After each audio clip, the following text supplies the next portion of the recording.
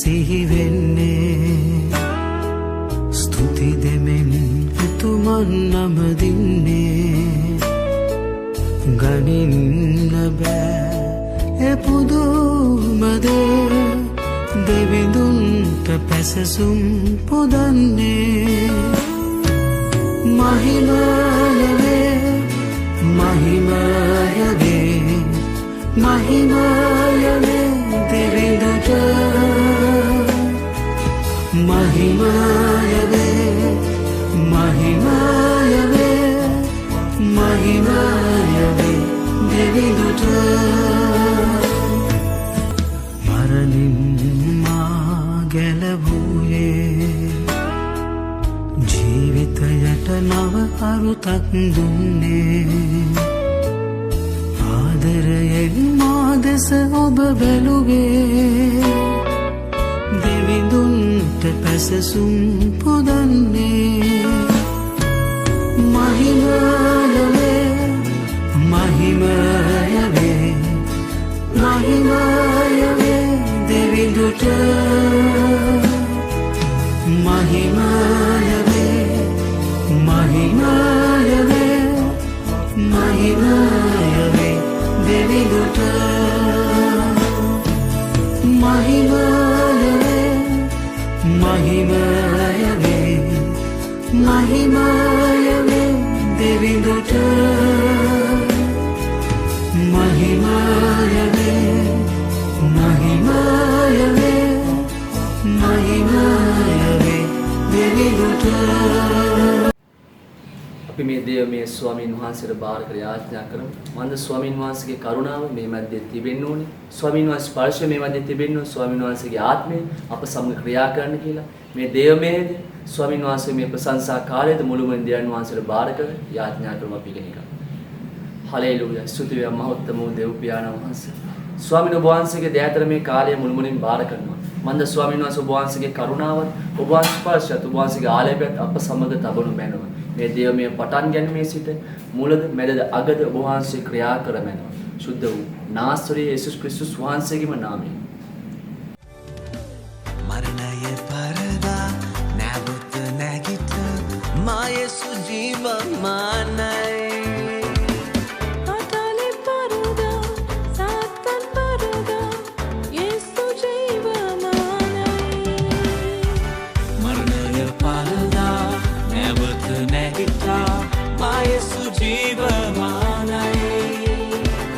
Batale parada, Satan parada, Yesu jiva manai, Yesu jiva manai, Yesu jiva manai, Maranaya parada, Namatana ita, Ma Yesu jiva manai, Maranaya parada, Namatana ita.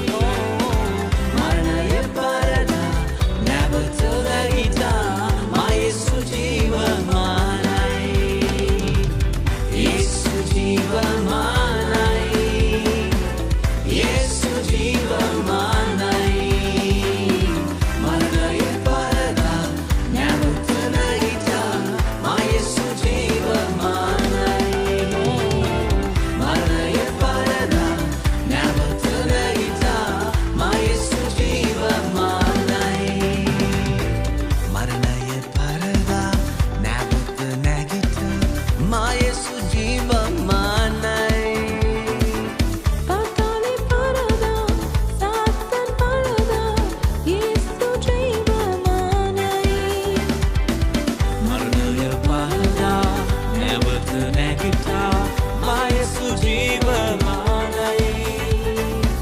Fatale parada, Satan parada, Yesu jivamanai, Yesu jivamanai, Yesu jivamanai, Maranaya parada, Navatha nagita, Ma Yesu jivamanai, Maranaya parada, Navatha nagita, Ma Yesu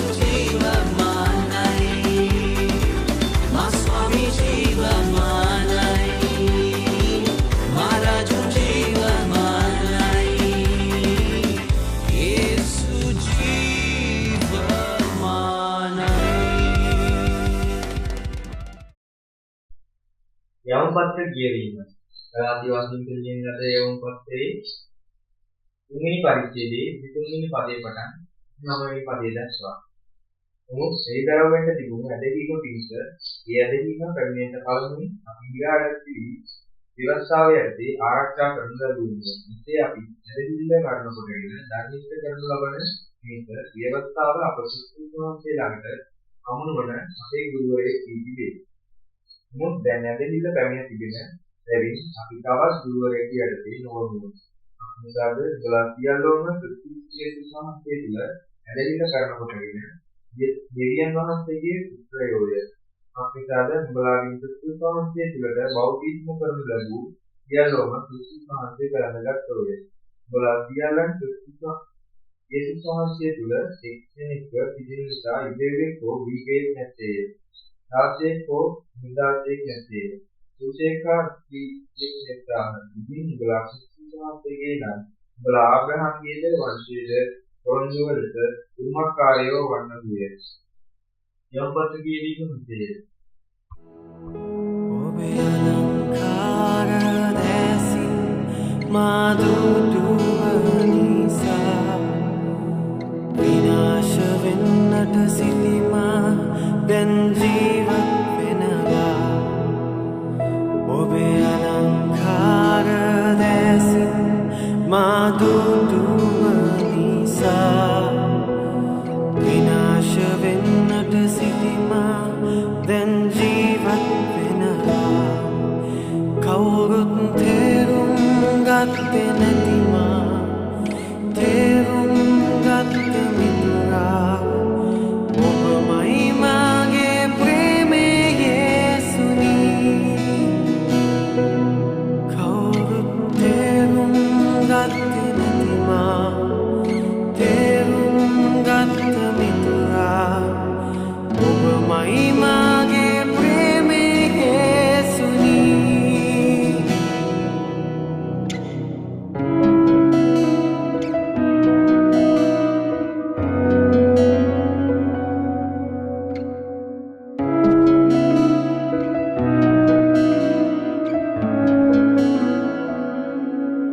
නිම්නති කරුණාව ඔබගේ යහපත් මාගේ දෙවිනේ කිසිවක් නැති මේ මා උසස් කළේ.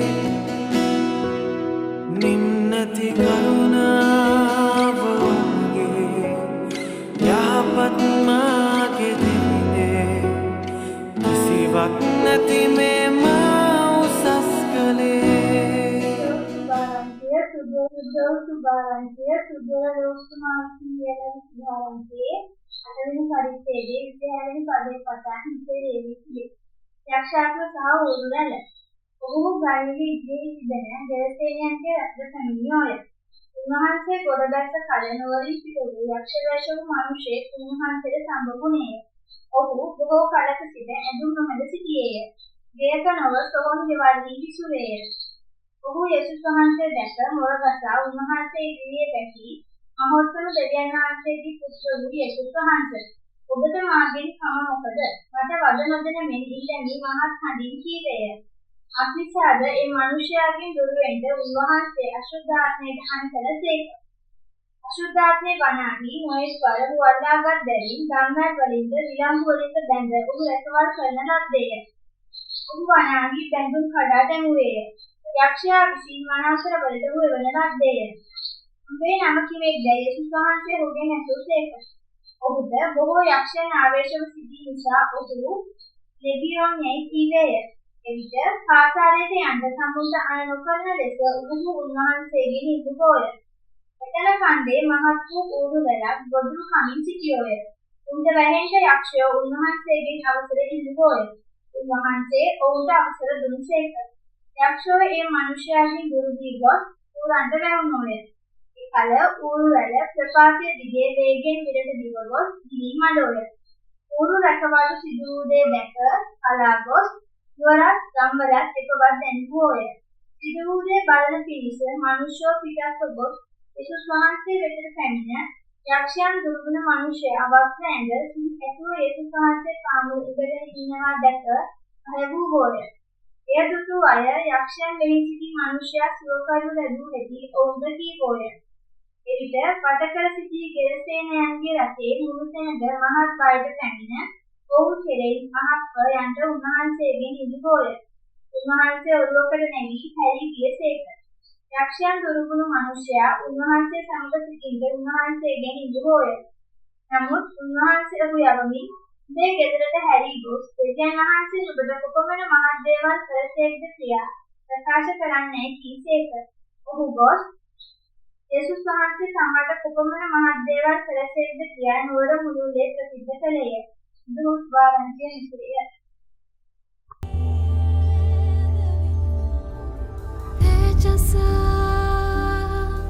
Me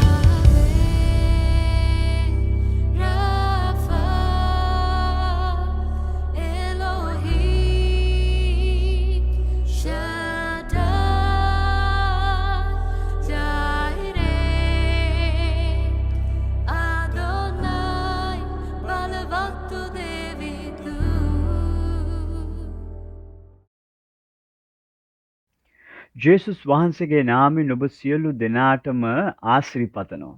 මේ සතියේ සුභාරංචි පොතෙන් අපේ කියවීම විදියට අරගන්නේ ශුද්ධ ලූක් 8 වෙනි පරිච්ඡේදයේ 26 වෙනි පදයේ ඉඳන් 39 වෙනි පදය දක්වායි. ඒ වගේම මේක මහා තීරුව කතාවක්.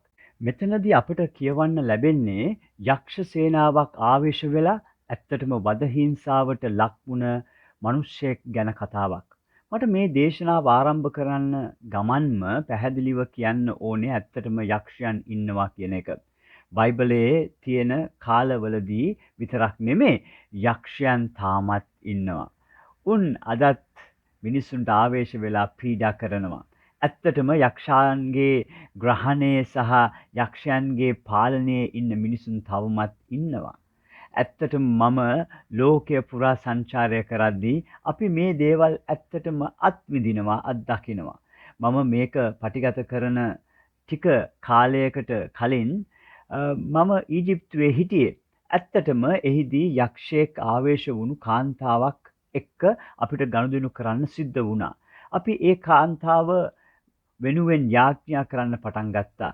ඇයට හිංසා කරමින් වද දුන්න මේ දුෂ්ට ආත්මයෙන් ඇය ගැලවෙනවා දකින්න අපි යාඥා කරා. ඉතින් යක්ෂයන් ඇත්තටම ඉන්නවා. නමුත් ජේසුස් වහන්සේගේ බලය ඊට වඩා විශාලයි. ඒක තමයි අපි මෙතන දකින්න යන්නේ. ඇත්තටම අපි මේ ඡේදය තුලින් යද්දී මට පෙන්නලා දෙන්න අවශ්‍ය එක දෙයක් තමයි ජේසුස් වහන්සේ මේ මිනිස්යා එක්ක සම්බන්ධ වුණාම විශේෂයෙන් මේ මිනිස්යා තුල හිටිය යක්ෂයන් ජේසුස් වහන්සේව දැක්කම හොඳටම බය වුණා. ඉතින් මට කියන්න ඕන යක්ෂයන් ජේසුස් වහන්සේව දැක්කම ජේසුස් වහන්සේව හඳුනන අයව දැක්කම සහ ජේසුස් වහන්සේ වැඩ සිටින පුද්ගලයන්ව දැක්කම බයයි යක්ෂයා බය වෙනවා. ඒ කියන්නේ අපි යක්ෂයාට බය වෙන්න අවශ්‍ය නැහැ. උන්වහන්සේ තුල ජේසුස් වහන්සේ තුල යක්ෂයව බය ගන්නවන්නට අපට පුළුවන්. මේවා හිතට වද දෙන යථාර්ථයන් කියලා මම දන්නවා. නමුත් අපි මතක තියාගන්න ඕන සත්‍යයක් තමයි අපි යක්ෂයන්ට බය වෙන්න වඩා ජේසුස් වහන්සේගේ නාමයට බයයි කියන එක. 28 වෙනි පදයේ දිහා ඔබ බැලුවොත් ඔවුන් කරන පළවෙනි දේ තමයි ඔහු ජේසුස් වහන්සේ දැක මොරගසා උන්වහන්සේ ඉදිරියේ වැඳ වැටි. දැන් මතක තියාගන්න මේ ඔහු හරහා කතා කරන්නේ යක්ෂයන්. උන්වහන්සේට කියනවා පරමෝත්තම දෙවියන්ගේ පුත් ජේසුස් ඔබත් මාත් අතර මොන ගනුදෙනුවක්ද මට වද නොදෙන මෙන් අයදිමි කියලා. ඉතින් මේ මිනිස්යාට වද දෙන යක්ෂයන් ඔවුන් කෙරෙහි ජේසුස් වහන්සේට ඇති බයට උන්වහන්සේට කැමති විදිහට යක්ෂයන් එක්ක ක්‍රියා කරන්න ඇති අධිකාරියට බය වෙනවා. ඒ නිසා අපි මේ ගැන බලද්දි මට අවශ්‍යයි ඒ කාරණය පැහැදිලි කරන්න. මේ ලෝකයේ හරි එහෙම නැත්නම් මිනිසුන්ගේ ජීවිතවල ක්‍රියාත්මක වෙන්න ඕනම යක්ෂ බලවේගයකට බලයකට වඩා ජේසුස් වහන්සේගේ නාමයේ බලය ගොඩක් බලවත් කියන එක. ඒ වගේම මිනිසුන්ට වද දෙන හිංසා කරන මේ අඳුරු ආත්මයන් එක්ක කටයුතු කරන්න අපිට ජේසුස් වහන්සේගේ නාමයෙන් බලය තියෙනවා. ඇත්තටම මුලදී 27 වෙනි පදයේදී මෙහෙම කියනවා. ඔව්හු ගලීලයේ ඉදිරියේ වූ ගෙරසේනයන්ගේ රටට පැමිණියහ. උන්වහන්සේ ගොඩ බසිත්ම නුවරින් ආ දුෂ්ටාත්ම වේශ වූ මිනිසෙක් උන්වහන්සේට හමු විය. ඔහු බොහෝ කලක්ම නිර්වස්ත්‍රව ගෙයක නොව සොහොන් ගෙවල වාසය කළේය කියලා. දැන් ඒක වැදගත්. සොහොන් ගෙවල් වල ජීවත් වීම කියන එකෙන් මූලික වශයෙන් අදහස් කරන්නේ මරුණ මිනිසෙක් ඇවිදිනවා කියන එකයි නේද?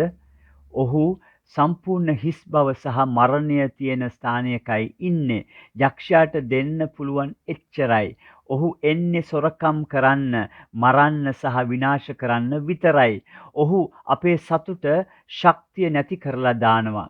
නමුත් ජේසුස් වහන්සේ අපිට ජීවිතය සහ ජීවිතය වඩාත් බහුල ලෙස ලබා දෙනවා. ඇත්තටම මේ හමුවීම අවසන් වෙද්දී අපිට කියනවා ජේසුස් වහන්සේ මේ යක්ෂ සේනාවෙන් මේ මිනිස්යාව ගලවා ගත්තට පස්සේ සිද්ධ වුණ දේ බලන්න මිනිසුන් පිටතට ආවා කියලා. ඔවුන් ජේසුස් වහන්සේ වෙතට ආවම 35 වෙනි පදයේ කියනවා ඒ සිද්ධිය බලන පිණිස මිනිස්සු පිටත්ව අවුත් ජේසුස් වහන්සේ වෙත පැමිණ දුෂ්ටාත්මයන් දුරු කරනු ලැබූ මිනිසා ඇඳුම් ඇඳ හොඳ සිහි කල්පනාවෙන් ජේසුස් වහන්සේගේ පාමුල ඉඳිනු දැක බිය විය කියලා. ගොඩක් සිත් ගන්නාසුළු මෙතන කොච්චර පසුගාමීත්වයක් තියෙනවද කිව්වොත් දැන් මේ මිනිස්සයා ඔහුගේ හොඳ සිහි කල්පනාවෙන් ඉන්නවා අනිත් මිනිස්සු දකිනවා. ඔහු ඉන්න ඕනේ විදිහටම ඉන්නවා දකිනවා. ජේසුස් වහන්සේ ඔහුව ගලවලා සිහි කල්පනාව සහ මනුෂ්‍යත්වය ආයෙම ලබා දීලා තියෙනවා ඔවුන් දකිනවා. නමුත් දැන් ඔවුන් ඒ දර්ශනයට බය වෙනවා. මොකද ඔවුන් දකින්න පුරුදු වෙලා හිටියේ මේ මිනිස්සයා ඔහුගේ මනසේ පාලනයක් නැතිව නපුරේ බලය යටත් වෙලා ඉන්න විදිහයි. ඇත්තටම මේක කොච්චර පසුගාමීද කියනවා නම් මිනිස්සු මේකට බය වෙලා ජේසුස් වහන්සේගෙන් ඉල්ලනවා යන්න කියලා. යක්ෂයන් කෙරෙහි සහ මිනිසාගේ ජීවිතය තුළ උන්වහන්සේ පෙන්නුව බලයෙන් ඔවුන් කලබල වුණා. ජේසුස් වහන්සේ ආවේ සැබෑ මනුෂ්‍යත්වය යලි යථා තත්වයට පත් කරන්න වුණත් මේ මුළු තත්වයම ඔවුන්ව නොසන්සුන් කළා. නමුත් ජේසුස් වහන්සේ ඒකට එකඟ වුණා. උන්වහන්සේ බෝට්ටුවට නැගලා යන්න ගියා. නමුත් උන්වහන්සේ යන්න කලින් මට ඇත්තටම කියන්න ඕනේ වෙලා තිබ්බ කාරණයක් මේකයි. මේක 38 වෙනි පදයේ තියෙන්නේ. දුෂ්ටාත්මයන් දුරු කරනු ලැබූ මිනිසා උන්වහන්සේ සමග නවතින්න අවසර ඉල්ලිය. මේ මිනිස්සයා දැන් Tamanගේ හොඳ සිහියෙන් ඉන්න නිසා ඔහු ජේසුස් වහන්සේ එක්ක යන්න ඉල්ලනවා. නමුත් ජේසුස් වහන්සේ ඔහුව පිටත් කරලා අරින්නේ ඔහුව ප්‍රතික්ෂේප කරපු නිසා නෙමේ. 39 වෙනි පදයේ කියනවා ඔබේ ගෙදරට හැරී ගොස් දෙවියන් වහන්සේ ඔබට කළ සියල්ලම ප්‍රකාශ කරන්නයි වදාළසේක. ඔහු ගොස් ජේසුස් වහන්සේ තමාට කුපමණ මහත් දේ කළසේක්දයි නුවර පුරා ප්‍රචාරය කළේය. මේ මිනිසා සාක්ෂියක් බවට පත් වුණා. ඔහු ජේසුස් ක්‍රිස්තුස් වහන්සේගේ ගැලවීමේ මනුෂ්‍යත්වයේ සිහි කල්පනාව ප්‍රතිෂ්ඨාපනය කිරීමේ ජේසුස් වහන්සේගේ ගෞරවනීය ක්‍රියාවේ උන්වහන්සේගේ බලය ගැන සාක්ෂිකාරයෙක් බවට පත් වුණා. ඇත්තටම දෙවියන් වහන්සේ අපි වෙනුවෙන් කරලා තියෙන හැම දෙයක්ම වෙනුවෙන් අනිත් අයට සාක්ෂි දෙන්න ඕනේ කියන එකට ඒක අපි හැමෝටම ආදර්ශයක්. අපේ ජීවිත කෙරෙහි ජේසුස් වහන්සේට තිබෙන ජීවනදායක බලය ගැන අපි ඔවුන්ට කියන්න ඕනේ. සමහර විට මේ මිනිස්යාට වගේ අපිට කියන්න ලොකු කතාවක් සහ සාක්ෂියක් නැති වෙන්න පුළුවන් නේද? අපි ඇත්තටම යක්ෂයාගෙන් ගැලවිලා නැතුව ඇති. නමුත් ජේසුස් වහන්සේ අපව සදාකාලික මරණයෙන් ගලවා ගත්තා නේද? උන්වහන්සේ අපිව ගලවලා ගත්තා අපේ පාපවලට සමාව දුන්නා. උන්වහන්සේ අපි හැමෝටම අන්ධකාරයේ රාජ්‍යයෙන් උන්වහන්සේගේ පුදුමාකාර ආලෝකයට අපිව අරන් ආවා. අපි එකිනෙකාගේ කතා වෙනස්. නමුත් ජේසුස් වහන්සේ අපි වෙනුවෙන් කරපු දේ අනිත් අයට කියන්න ඕනේ. මොකද උන්වහන්සේ කරන්නේ ඒකටයි. උන්වහන්සේ අපිව අන්ධකාරයෙන් මුදා ගන්නවා. එතකොට අපිට අනිත් අයගේ අන්ධකාරයේදී ආලෝකයක් වෙන්න පුළුවන් වෙනවා.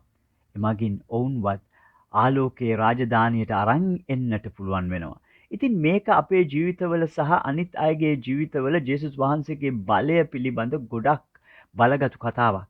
නමුත් අපි මේ ලෝකය තුල ගමන් කරද්දී අපි අන්ධකාරයෙන් පිටතට එන අපේම කතා විතරක් නෙමේ අන්ධකාරයේ ජීවත් වෙන අනිත් අය ගැනත් කතා තියෙනවා.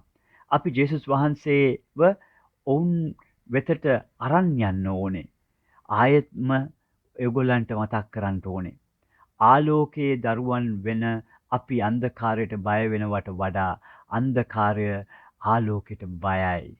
එනිසා බය වෙන්න එපා කියලා මම ඔබව දිරිමත් කරන්න කැමතියි. අන්ධකාරය සහ යක්ෂයන් වෙවුලනවා ජේසුස් වහන්සේගේ නම ඉස්සරහා මතක තියාගන්න. සෑම බලයක් සහ අධිකාරියක්ම ජේසුස් වහන්සේ සතුයි. අපි දන්න ඒ නාමයට වඩා තවත් උසස් නාමයක්, උතුම් නාමයක් නැහැ. ඒ නිසා අපි මේ ලෝකෙට යද්දී අපිට බය වෙන්න එක අනවශ්‍යයි. මොකද ආලෝකයේ අන්ධකාරයට වඩා බලවත් නිසා. ජේසුස් වහන්සේ ඕනම යක්ෂයෙක්ට වඩා, සාතන්ට වඩා උතුම්. ඒ නිසා අපිට බය වෙන්න හේතුවක් නැහැ. නමුත් දෙවියන් වහන්සේ අපි වෙනුවෙන් කරලා තියෙන හැම දෙයක්ම අනිත් අයට කියන්න අවශ්‍යයි. එතකොට ඔවුන්ටත් ඔවුන්ගේ ජීවිතවල ජේසුස් වහන්සේගේ ගැලවීමේ බලය දැනගන්න පුළුවන් වෙනවා. ඔබට දෙවි පිහිටයි.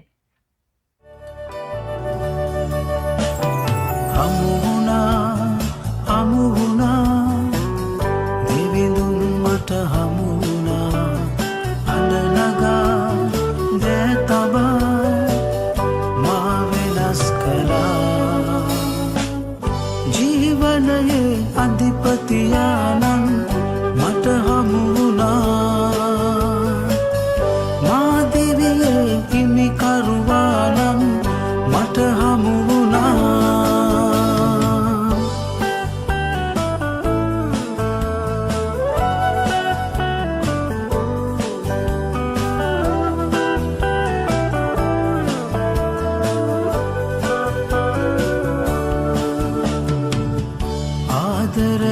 කතා කළේ දැනුනේ කරුණා ගුණේ කසල ගොඩේ වැතිරී සිටිමා අත අල්ලා එසෙව්වේ ආදරයෙන් කතා කළේ දැනුනේ කරුණා ගුණේ කසල ගොඩේ වැතිරී සිටිමා අත අල්ලා එසෙව්වේ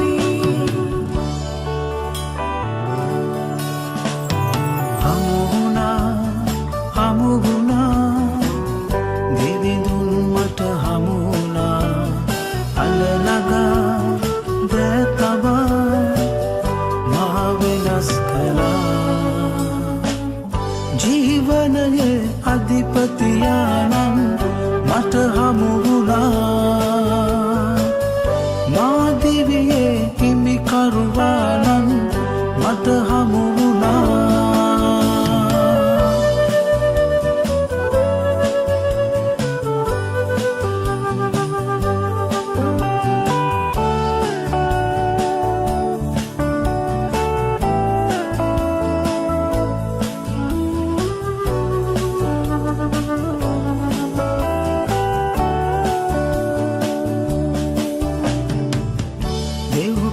හද විවර කළේ ලැබුණේ ශුද්ධ තුන් බලේ පව්බර දිවි මුදවාලන්නට මා අවියක් කරනු මැනේ දෙව්පෙම හද විවර කළේ ලැබුණේ ශුද්ධ තුන් බලේ පව්බර දිවි මුදවාලන්නට මා අවියක් කරනු